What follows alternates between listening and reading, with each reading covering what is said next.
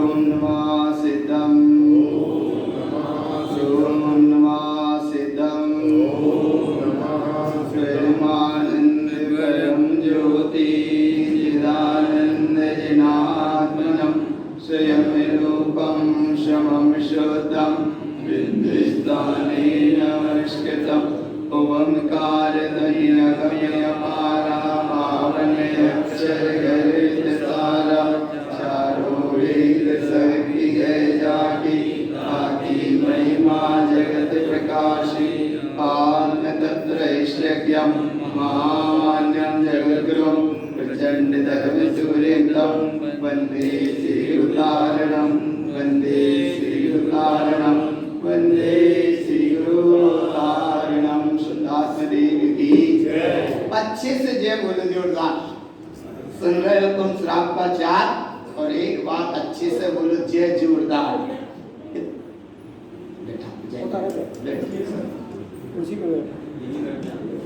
जोर से बोलो जय जोरदार। गुरु बाबा की जय। धीरे धीरे बोली बोलो श्री गुरु महाराज की जय। धर्म की जय। अहिंसा प्रभु धर्म की जय।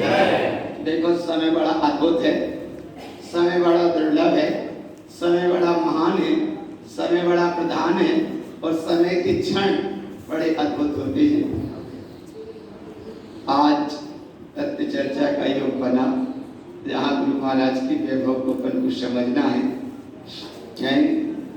एक धारा बहती है गुरु बाबा के ज्ञान की, चाहे वो महाराष्ट्र में हो, चाहे वो एमपी में हो, चाहे यूपी में हो, चाहे दिल्ली में हो, और चाहे देश विदेश में कहीं हो, अखंड धारा चित्यालय में बैठकर बहती है। एक स्थान चौपड़ई ऐसा है जहाँ पर्युषण पर्व की 1 महीना की मंदिर होती है। एक सिरपुर जहाँ 15 दिन, माने भादव लगेंगे, यहाँ 10 दिन की मनाएंगे, और वहाँ 1 महीना तक के व्रत ही चलते। एक स्थान पूरी धारण समाज में है। एक स्थान है केवल चौपड़ा, 1 महीना तक के व्रत चलते हैं। ऐसा क्रम भैया चले, समाज की अविरल धारा बहती है। और ऐसी धारा के साथ में जहाँ ज्ञान की गंगा बहेगी, वो धारा को और यहाँ अपनी प्रभावना पूर्वक एक आनंद की गंगा बह रही है। गाथा 46 नंबर पेज पे 3 से 21 नंबर की गाथा निकालो। 320 नंबर की गाथा से निकाले। 320 नंबर की गाथा 46 नंबर पेज पे निकाल लो। 320 नंबर की गाथा, 320 नंबर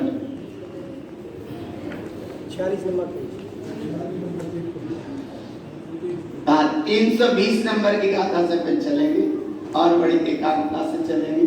देखो कई बार हमने बीच में 2 बात कहने में भी आया।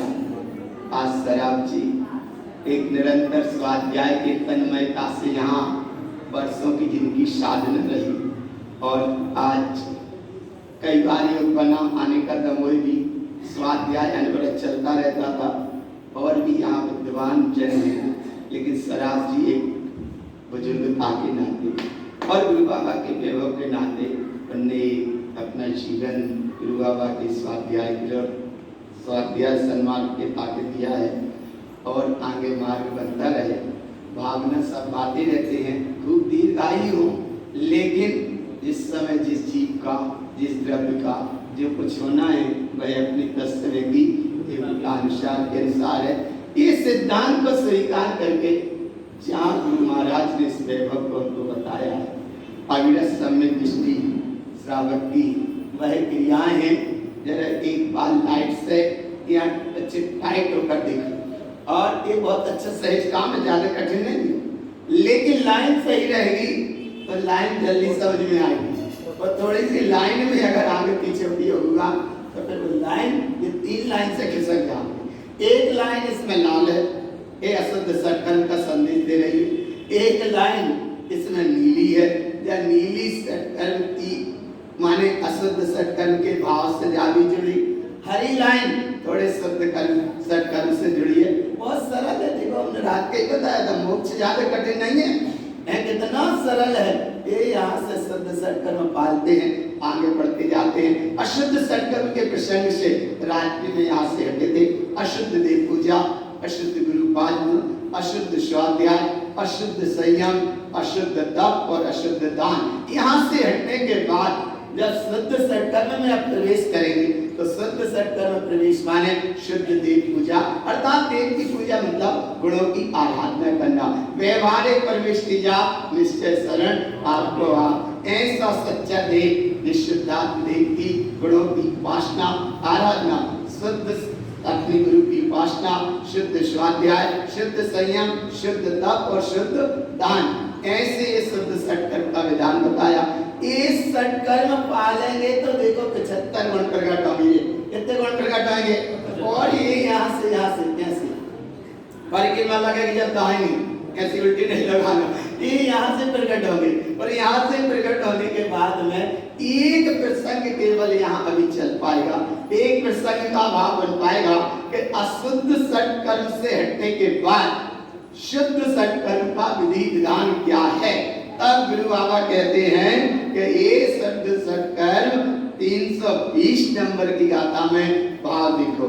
सत्कर्म शुद्ध उत्तम चा शुद्ध समय सोतम दुर्वम जिन उत्तम सत्कर्मं चा केवल देति संयुतम। इस सत्कर्म शुद्ध कहे गए हैं जहाँ एक मात्र समय सार स्वरूप भगवान आत्मा का अनुभव हो, देव का एक चैतन्य देव का अनुसरण बना रहे, निश्चय से जो देव निश्चितात्मा है उसका अनुभव बना रहे, निज अंतरात्मा सच्चा गुरु है उसका भाव बना रहे, स्वयं का ध्यान रहे, उसका नाम स्वाध्याय है, अपने आप में सीमित रहो उसका नाम संयम है, और इच्छाओं का निरोध हो जाए उसका नाम तप है, और उपयुक्त स्वभाव को देने लगे दान, वाको नाम है सच्चा दान। ऐसे सत्कर्म किसने कहे? शुद्ध समय शुद्धम धर्मम।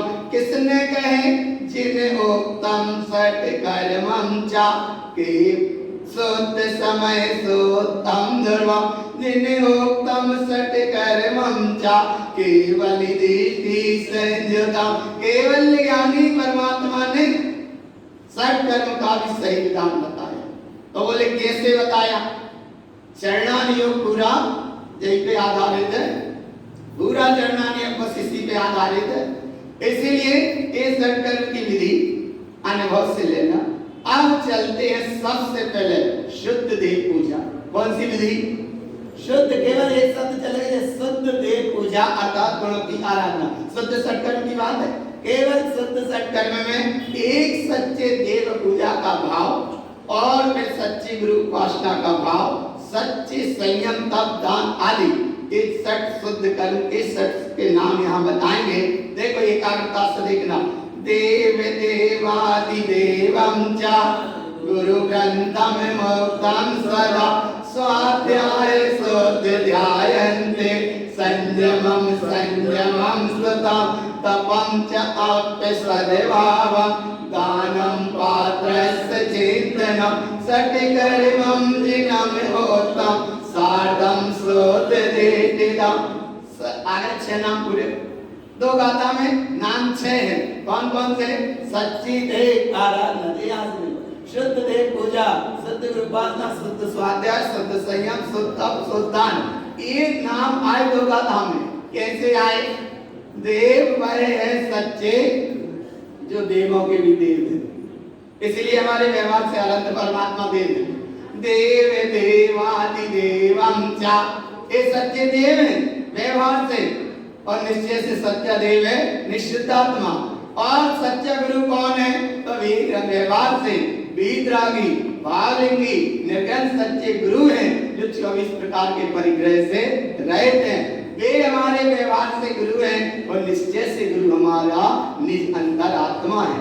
ऐसी पहले चरण में 2 बात बताई, माने पहली लाइन में 2 नाम आए, सच्ची देव की आराधना और सच्चे गुरु की उपासना। स्वाध्याय का में स्वाध्याय शुद्ध ध्यायन्ते, एकमात्र आत्म स्वभाव का स्वाध्याय करो। अभी सुनने में आ रहा था स्वाध्याय माने निर्वाणी की शरण, तो स्वाध्याय माने स्वाध्याय को परम तप कहा आगम में, स्वाध्याय को ही परम तप कहा, और किसी को परम तप 12 तप में अगर देखो तो एकमात्र स्वाध्याय को ही परम तप कहा, और को क्यों नहीं कहा? अनशन को परम तप काहे नहीं कहा? बाह्यवृत्ति को काहे नहीं कहा? अरे बोले इसलिए नहीं कहा कि ये बाह्यवृत्ति अनशन आदि ये सब बाहर की व्यवस्था है, लेकिन स्वाध्याय तुम्हारी अंदर की व्यवस्था है। स्वाध्याय करोगे, स्वाध्याय सुनोगे, स्वाध्याय का निर्णय करोगे तो सूत्र जी में आया है वाचना प्रक्षणानुपेक्षा अमनाय धारणा, ऐसे स्वाध्याय की दृष्टि बनाओ, और निरंतर स्वाध्याय का ही समाज है।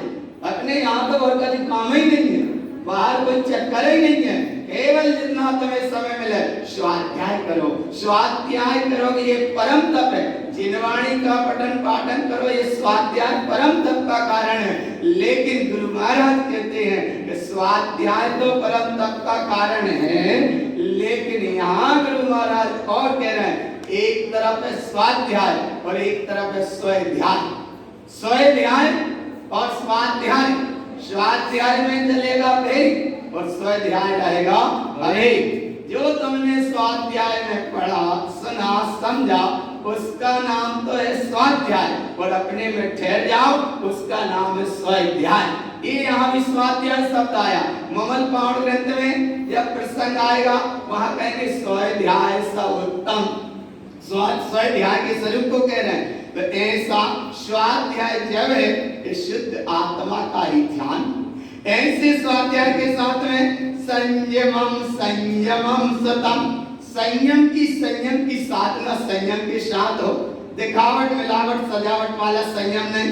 यहाँ वो संयम है कि जिस संयम पर चढ़कर, या एक वो संयम है जिस बिना नहीं जिन राज सीजे दूर लो कहा जग कीच में एक घड़ी मत विचरो, क्योंकि मृत्यु सामने खड़ी है भगवान। इसलिए सामने तो कहते हैं, लेकिन सामने नहीं।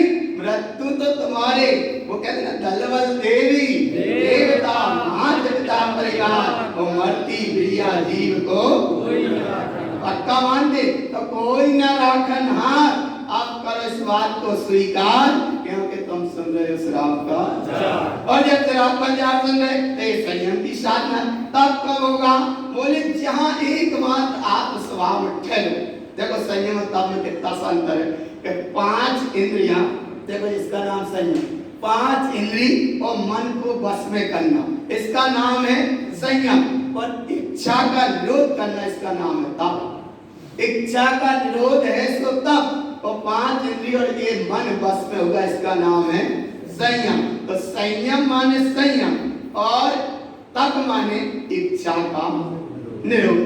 कैसे इच्छा का निरोध? तपम च अपिसद्भावम, एह संयम। और दान का है दानम पात्रस्य चिंतनम।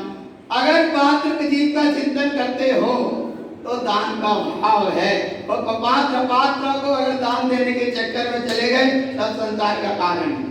इसलिए भगवान यहाँ शुद्ध दान की बात है, शुद्ध तेज की बात है, शुद्ध गुरु की बात है, शुद्ध तप की बात है, शुद्ध संयम की बात है, और शुद्ध स्वाध्याय की।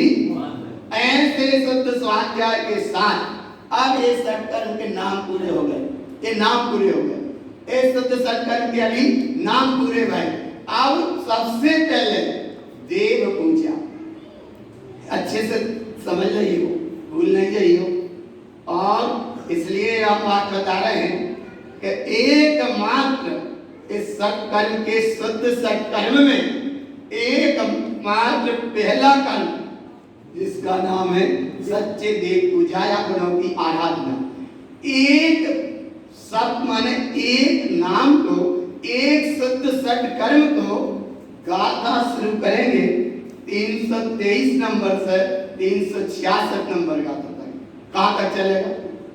323 से लेकर केवल 366 नंबर गाथा तक सच्चे देव का ही एक ही कर्म चलेगा। और आगे एक गाथा में गुरु उपासना, स्वाध्याय, संयम, तप और दान, वे एक गाथा में बताएंगे पीछे। लेकिन अब केवल एक गाथा और एक प्रसंग और एक सत्कर्म की पहला कर्म, और एक कर्म अगर सही चल गया और एक कर्म अगर सही पल गया तो पर मोक्ष पाने में कोई देरी, क्योंकि वहां नहीं पाने मोक्ष, पहले इधर पाओ, वहां नहीं जाना, वहां द्रव्यापेक्षा बाद की बात है, लेकिन यहाँ पहले जाओ। भीतर जाओगे तो क्या पाओगे? बोले भीतर है हमारा देवों का देव निश्चुद्धात्म देव। ऐसे निश्चुद्धात्म देव का अनुभव लेकर व्यवहार से अनंत सिद्ध परमात्मा देव और निश्चय से देव हमारा निश्चुद्धात्मा, हमारा नहीं, जगत के सारे जीवों का। जो जीव आत्मा है वही को नाम देवत्व सत्ता है। सूत्र जी में एक सूत्र आया, जीव भव्य भव्यत्वानि च, जीव चाहे भव्यता को चाहे अभव्यता को, लेकिन दोनों भव्यत्व भाव से जी रहे हैं। जीव भव्य भव्यत्वानि च, अभव्य भी हो या भव्य भी हो, लेकिन वे जी कैसे रहे? भव्यत्व भाव। ऐसे भव्यत्व भाव की यहाँ बताई कि जो भव्यत्व सत्ता है उसका नाम है चेतन सत्ता और उसका नाम है निश्चुद्धात्मा, और वो है आत्मा। हमारी तुम्हारी आत्मा नहीं बोले हमारी आत्मा अलग है, तुम्हारी आत्मा अलग है, और त्रिगति गति की आत्मा अलग है, देवगति की आत्मा अलग है, और नरक गति की आत्मा अलग है, सिद्धों की आत्मा अलग है। बोले आत्मा अलग नहीं है, आत्मा तो एक है, और एक आत्मा है, वही आत्मा भगवान है। और ऐसी भगवत सत्ता के लिए आगे कहते हैं देवम च दिनम ओक्तम। पहला सर्कल कौन सा है? पहला सर्कल कौन सा?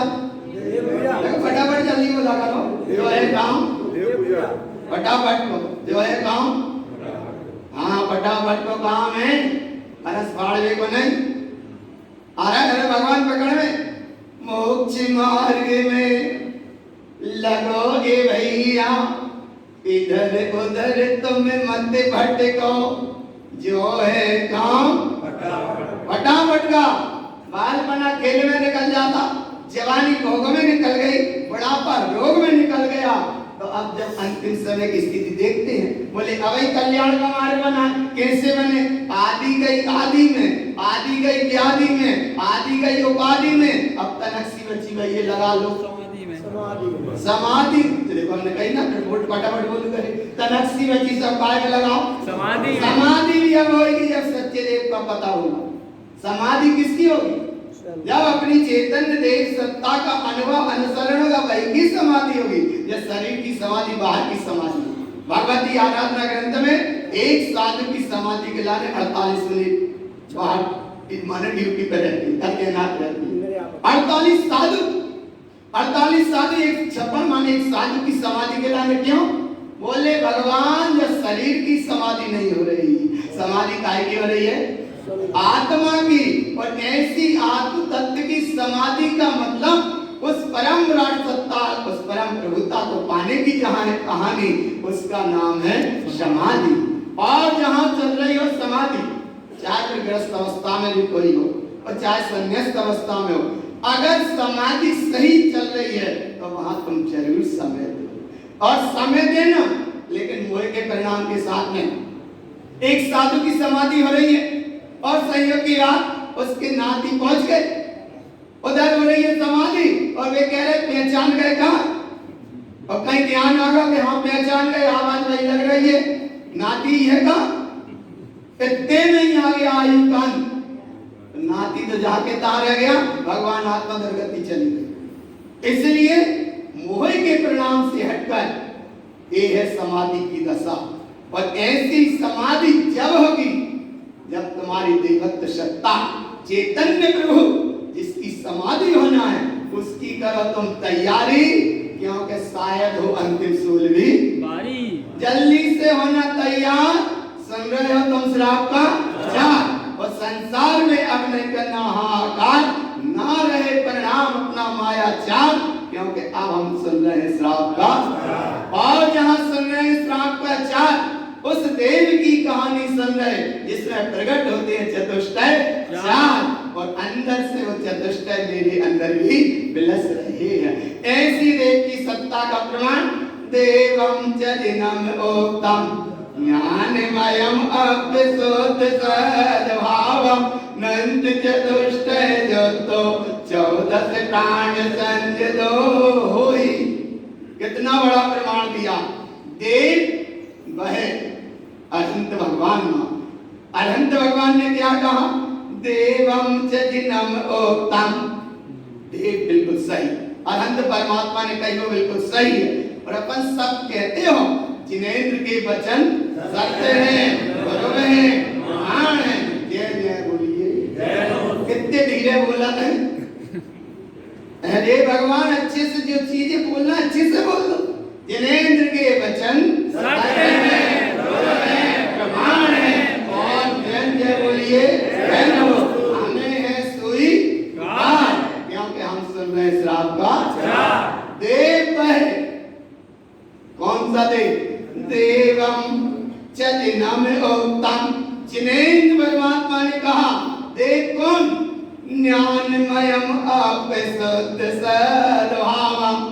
अरे जो ज्ञानमयी है, ज्ञान से पूर्ण है, वह चेतन सत्ता है और मेरा स्वयं का शुद्ध सद्भाव, वो शुद्ध स्वभाव है। अष्टकाण ग्रंथ में आया है देव की परिभाषा। प्राणम माने वो उसमें पढ़ते हो मंदिर विधि में, मंदिर विधि में भी ये सूत्र पढ़ते हो पीछे अवल वाली पाठ में पढ़ते हो। देव कौन? बोले ज्ञानमयम ज्ञानमय। दर्शन ज्ञान की जहाँ मुक्तता है, संयम की जहाँ मुक्तता है और ज्ञान की जहाँ मुक्तता है उसका नाम देव है। और ऐसे देव के लिए ज्ञानमयम अपसुद्ध सद्भावम। ऐसा देव अपनी स्वयं चेतन सत्ता अपने आप में बिलस रही है, अपने आप में उलस रही है, अपने आप में वो बिल्कुल प्रखरता से ऊर्ध्व स्वभाव में जहाँ बिलस रही है, ऐसी वह सत्ता अनंत चतुष्टय से पूर्ण है। और 14 प्राण का मतलब यहाँ है 14 प्राण से। 14 प्राण माने 5 इंद्री, 3 बल, आयु और श्वासोश्वास। ये तो हुए 10 प्राण संयोग वाले। और 4 प्राण वे सुख साता चेतन और बोध। ये हो गए 14 प्राण। अब 14 प्राण से भी और गुरु महाराज ज्ञान सच्चे सार ग्रंथ में जब दिया, बोले ये 10 प्राण संयोग अपेक्षा और 4 प्राण स्वभाव अपेक्षा और स्वरूप अपेक्षा। बोले जहाँ केवल एक चेतनत्व है, एक अरूपत्व है, बस अचेतन अरूपत्व है, वही तुम्हारी चेतन सत्ता है। और ऐसी चेतन सत्ता ज्ञानमयम अपसुद्ध सद्भावम। वह सत्ता अनंत चतुष्टय से पूर्ण 14 प्राण संजदो हुई। अब ये तो रही बाहर की बात, फिर भी और भीतर से देखो, अच्छे से पढ़ लेना। कितनी गाथा बताई थी? 366 तक केवल एक शब्द चलेगा, इतना सा शुद्ध देव पूजा। शुद्ध देव पूजा और बाबी जब अशुद्ध सत्कर्म से हटा दिया, तब अशुद्ध सत्कर्म से हटने के बाद एक मात्र शुद्ध देव पूजा। और ऐसी शुद्ध देव पूजा का जहां 75 गुण अपने आप में प्रकट होंगे, जहाँ नाम है देव पूजा। और देव पूजा के नाम पर करते हैं देव पूजा और लग जाते, बोला अच्छा बिजनेस मिल गया तो करने लगे पेट पूजा। पेट पूजा के चक्कर में जो जो करना पड़ता है सब अच्छे भी कैसे कर जाते हैं। लेकिन यहाँ गुरु महाराज कह रहे हैं कि अगर एक बार चैतन्य महासागर देव को तुमने समझ लिया तो फिर कहीं पूजा करने की जरूरत। पूजा कहते हैं उपयोग को, और जिसकी कर रहे हैं पूजा वहां का नाम है देव। तो उपयोग स्वभाव को जाने लगे, वहां का नाम है देव पूजा। काहे को नाम? देव पूजा। तो वहां का नाम देव पूजा। और ऐसे देव की आगे देखो महिमा, कितनी उत्कृष्ट महिमा। देवो परमेष्टि मरियो लोकालोक लोकितां जेन परमप्पा जानम मय्यो तम अप्पा देयमजमि। वह देव परम पद। अरे परमेष्टि भी नहीं, परमेष्टि बड़ा लंबी कहानी है। परमेष्टि में 5 नाम आएंगे और परम पद में 1 नाम आएगा। हमें महाराष्ट्र का एक भजन और सुनना था, समय हो रहा था। देव बाजी पाला नहीं है वो उनकी भाषा में, मराठी भाषा में सुनाते, तो अभी टाइम नहीं था इसलिए हमने कहा कोई बात नहीं। अरे वो सुनना था, देव भाजी पाला नहीं। बाजार में गए जल्दी से, जैसे भाजी खरीद लाए ऐसे देव खरीद लाए। ऐसी मराठी भाषा में एक सच्चे देव का निर्णय करने का बताया है कि देव कौन है। बोले देव, अरे बहुत बड़ी उपमाएं दी उसमें, इसलिए भगवान देव बस इतना ही समझ लो, भाजी पालन है। बाजार में गए, भाजी पाला खरीद लाए, ऐसे देव नहीं है कि जल्दी गए और खरीद लाए। और खरीदने वाले देव जो खरीद रहे हैं वे भी नहीं समझ रहे, और जिन्हें बना रहे हैं वे नहीं समझ रहे, और जो बेच के और कर रहे हैं वे भी नहीं समझ पा रहे। भाजी पाला जैसा देव कर दिया। और जबकि देव कैसा, देखो, देवो परमेष्टि मयो लोकालोक लोकितां तेन वैविकाय परिमप्पा ज्ञानम मयो। कहाँ देखें तम अपादेय मच्छमि।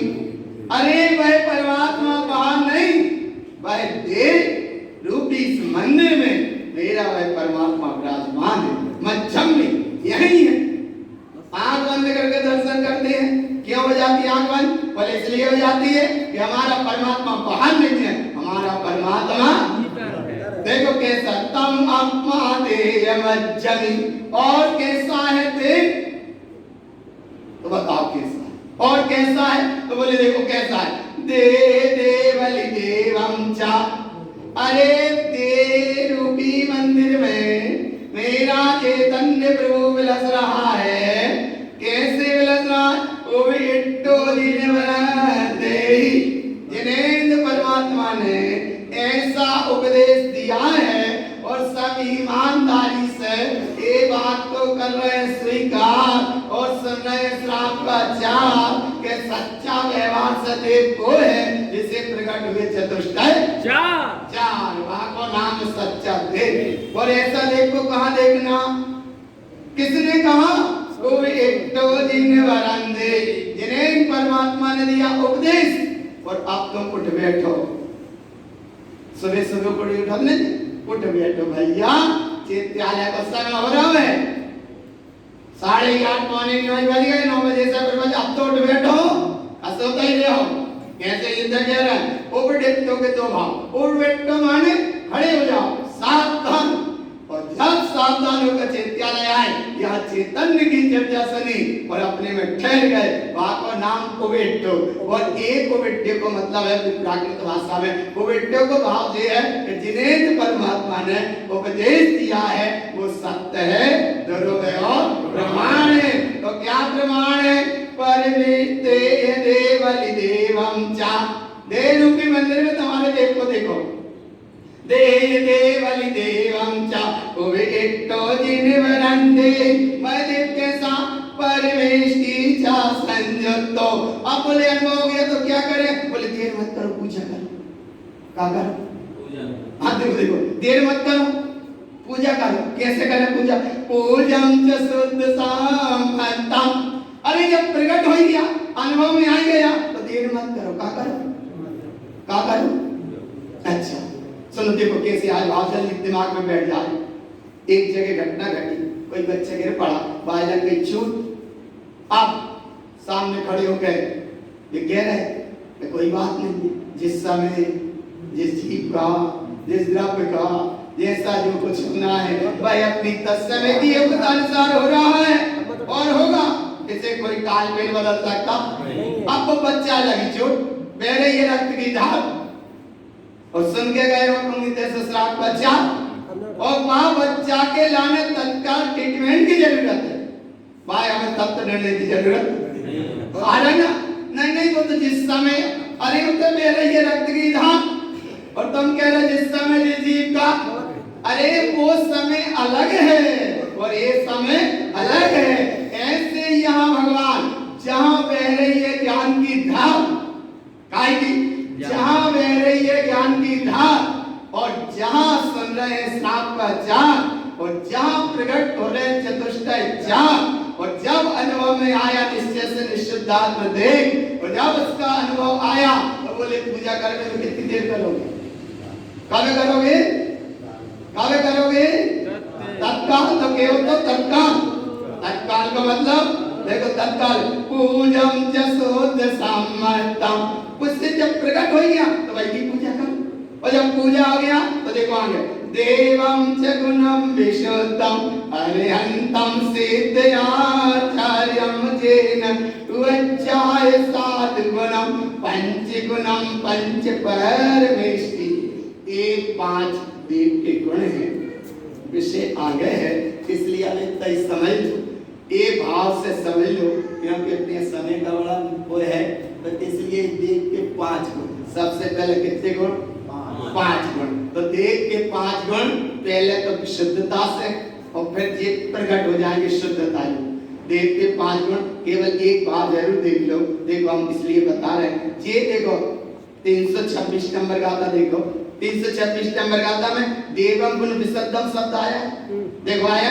तो यहाँ एक एक गाथा में एक एक परमेष्टि का अंग नाम लेंगे, माने अनंत सिद्धाचार्य उपाध्याय शर्मशाली, तो ये यहाँ विशुद्धम शब्द आया है।